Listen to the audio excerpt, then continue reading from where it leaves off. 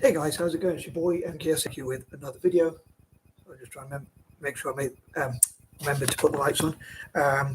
Yeah, I'm back here with another video. I hope it's enough. Sorry, I didn't put that much lighting on, but anyway, I'm back in another video, and welcome to part 4 of my goals, objectives, aims, dreams, and whatnot for Celtic. It's already almost 1:30 in the morning here, but I'm not really sleepy yet, so I thought I'd make a video before I go to sleep, and then hopefully go to sleep after this. Try and wake up as early as possible. But yeah, happy Mother's Day to all, happy Mother's Day to all mums out there, especially to mums who support Celtic FC mums out there, who I hope watch this video, and hope as many Celtic FC fans generally watch this video. And best wishes to all mums out there, especially, I'll say, Celtic FC mums. So I think that covers everything for the intro, but just try to remember if I've forgotten to say anything. But yeah, I'll probably cover that later if I've forgotten it. But here goes. So I thought for this one, as I often do, I would look into like what I hope Celtic will have achieved in the future. So probably sort of recapping on what I covered in parts 1, 2, and 3. So these are pointers or ideas or thoughts or plans or whatever you call them, goals, objectives, aims, dreams, or whatever, number 31 to 40. So I'm mainly looking into 5 to 10 year plans and that kind of thing. And as ever, I'd love to read from and hear from my fellow Celts or Celtic fans, whatever you personally prefer to be called, on what your goals and dreams and whatnot for the next 5 to 10 years are. So here goes. I nearly did quite well getting that down to 1 minute for the intro, but anyway, number 31, I would love for Celtic to continue the good work it does with the Football for Good Foundation and the foundation itself, the Celtic Foundation, and working with FIFA, UEFA and others, charities, NGOs and whatnot, especially those involved in football, but even just charities generally, to do things like supporting women, especially in developing countries in particular, as it was International Women's Day a couple of days ago, as I mentioned in part 3. And also, as it's Mother's Day today as well, like helping mothers and people from orphanages, people who don't even have parents, and also schools, helping orphanages, schools, and whatnot, which I think would be good for PR. And again, especially women in developing countries or nations, or whichever term you prefer, and maybe even, as I say, orphanages, schools, and whatnot, women and girls to get good education and training, helping women in business and politics, poetry, art, writing, architecture, design, and basically to reach whatever ambitions they've got. And that could include helping countries across Africa, for instance, have access to STEM training, so science, tech, engineering, and maths. For those who might not know what that means, if you haven't seen my previous videos, or you might have forgotten or whatever, I know I've covered it in the past. But anyway, moving on. So yeah, doing a lot of that good charitable work. Number 32. I also hope, as I mentioned in part 1, for Celtic to learn what it can to improve, learning from teams, especially like Real Madrid, who are so successful. I know I mentioned in the live chat like how I'd love for Celtic to question on like, could Celtic become the most successful domestic team in Europe or even the world, and how so, if so, and that kind of thing. But obviously it wouldn't be able to be the most successful in terms of like Champions Leagues and stuff like that, because Real Madrid and teams like that are far ahead. Even teams like Barcelona are ahead, and especially Real Madrid and teams like that, Man United, Liverpool, AC Milan and others.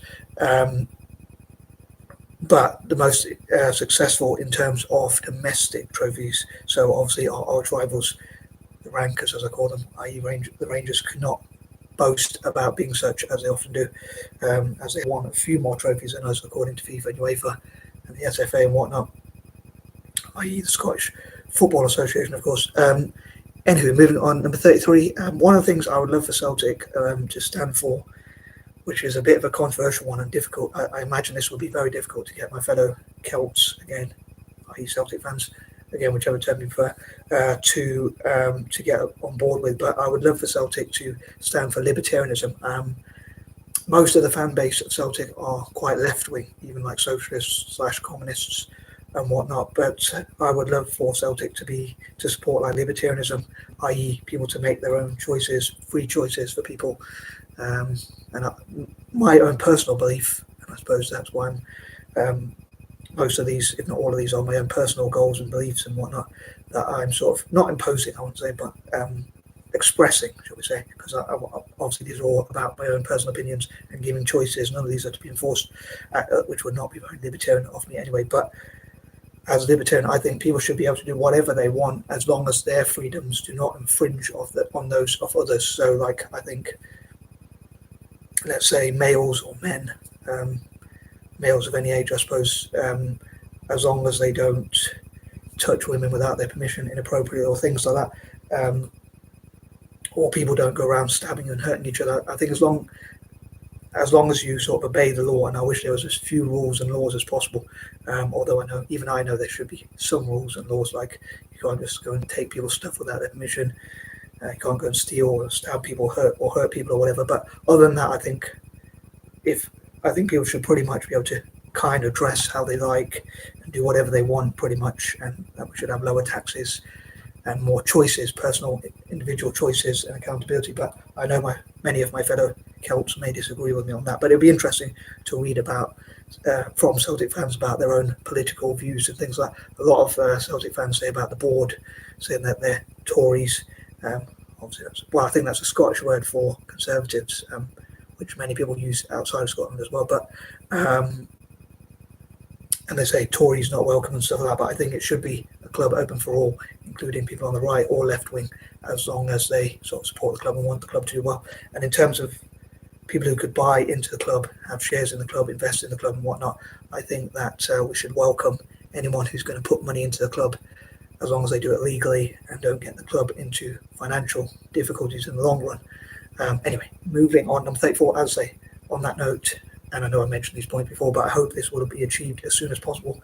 I'd love it done yesterday, so to speak, because I'm not the most patient, so I'd love to win trophies right now. So that's a difficult balance with the sort of youth development. But the point I was going to make is about the investment and the sponsorship and the general money and funding of the club, the funds that can come into the club. I would love for the club to have all possible legal funding, the key word being legal, and ensuring that, as long as they ensure that they stick to the rules and the laws, international laws and FIFA's and rules and UEFA's rules and laws, I think that it would be good to have all possible investment, as long as they avoid the mistakes that, and I know I'm recapping some points I made in parts 1, 2 and 3, but as long as they avoid any sort of financial irregularities and any sort of sanctions or fines or anything like that, as long as it's money that is for the long-term good of the club, I welcome all legal investment. And maybe even fans to find out how to buy shares in the club. A lot of time, I probably have very naive ideas, I often mention, but I was thinking, like, what if people how to buy shares in Celtic, and if enough people do that, it will push up the interest. I probably shouldn't have shared that idea, but because now maybe Google could find out that that's what we were doing. But if that could show there's a lot of interest in shares in Celtic, I suppose even people Googling Celtic and checking out the YouTube channel and social media and things like that may well show to people that there's a lot of interest in Celtic, and the club has many fans around the world, which will hopefully encourage investors, sponsors and whatnot, and whoever else to invest in and stroke or sponsor the club and put their brand out there. For instance, they might want to sponsor a stand to put their name out there, knowing that many fans will potentially see that stand and see their name of their company or brand or whatever. But again, as ever, I'd love to know if you think I'm being naive when I have these ideas, or if you think any of them are foolish, like my ideas for having GoFundMe pages, crowdfunding and stuff like that.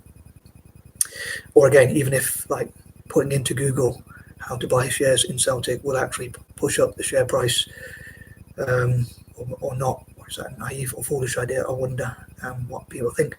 Number 35, again, I think there should be 5 to 10 year plans. So investors coming in, I'd love for them to talk about their 5 to 10 year plans, what they might learn from how the people who own Man City, the City Group, how they've invested in Man City, and any mistakes they've made, any of the people who have invested in Chelsea or any other teams, like what mistakes have they made, and how can they avoid those sorts of mistakes, and how can they guarantee to the fans, or maybe not guarantee, I don't know if they can guarantee, but maybe they could try and promise the fans they'll do all they can at least to ensure that the club is run very well in terms of its finances and buys the best possible players and brings in helps to develop the best possible academy players as well. So again, 5 to 10 year plans, including buying the best possible players for the short term and developing the academies for the long term, which can either be given game time, hopefully, or sold on. And hopefully, either way, the club will benefit from the academies as well as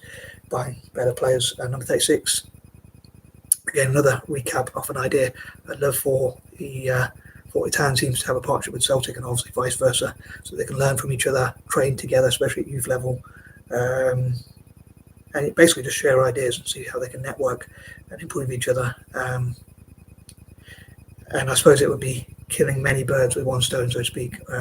So helping the Italian national team and Italian club teams, and also helping Celtic at the same time to be as successful as possible, especially obviously on the pitch. Number 37, I'd love for Celtic fans to connect all over the world. Again, and I mentioned that point before, but I hope to do so ASAP, and hopefully continue to do so in the future as well. Number 38, I hope people will share about their passion for Celtic and what other people's goals, objectives, aims, dreams, plans and whatnot are for the club. Maybe ideas on what the club can do, not just on the pitch, but even in terms of and even not just developing the academies, but even in terms of the charitable work the club could do in developing nations, in parts of Africa and Asia and elsewhere, even in Ireland perhaps, or even in Scotland itself, but especially in developing nations, maybe helping Aboriginals, Torres and Strait Pacific Islanders, and Maoris, i.e. Indigenous Australasians generally, and Native Americans, and people from South Africa and across Africa and Asia, and promoting Pan-Asianism, Pan-Africanism, and tackling poverty and all those good causes that they could support. Celtic obviously being for good, hopefully. Number 39, I'd love to promote poets, artists, writers, architects, designers and others for Celtic, and hopefully each one will make their own Facebook groups. So poets who love Celtic will make Poets for Celtic, and different people can run it, because I often get accused of making too many groups, so it'd be cool if other people made them perhaps, so I don't make too many. And number 40, hopefully in the future, as I say, Celtic can be the most successful club in terms of domestic trophies, at least in Europe, if not internationally, although I think we're quite behind Al Ali from Egypt, so it'd be hard to see us catch them up, but maybe one day, who knows, if the world lasts long enough. Anyway, once again, happy Mother's Day. I think I covered everything. Hope I didn't forget anything, and I'm out. Peace and love.